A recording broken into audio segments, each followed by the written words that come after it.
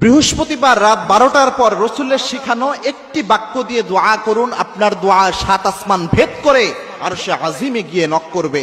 আল্লাহর হাবিব সাল্লাল্লাহু আলাইহি সাল্লাম নিজে শিখিয়ে দিয়েছেন। তিরমিজি শরীফের হাদিস এটি। আনাস রাদিয়াল্লাহু তাআলা আনহু এই হাদিস বর্ণনা করেছেন। আনাস রাদিয়াল্লাহু তাআলা আনহু বলেন, এক লোক একদিন আল্লাহর হাবিব সাল্লাল্লাহু আলাইহি সাল্লামের পাশে বসে দোয়া করছিলেন, বিশ্বনবী এবং আমি বসা। আল্লাহর হাবিব সাল্লাল্লাহু আলাইহি সাল্লাম বলেন, আনাস, এই লোক দেখো দোয়া করছে।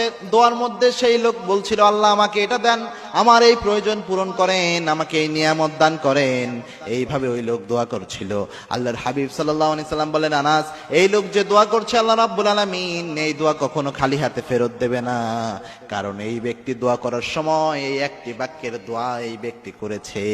3টি শব্দ দিয়ে একটি বাক্যের দোয়া করেছে। সে শব্দটা হচ্ছে ইয়া হাইয়ুন ইয়া কাইয়ুম ইয়া জাল জালালি ওয়াল ইকরাম। এই একটি বাক্য পরে সেই ব্যক্তি দোয়া করেছিল।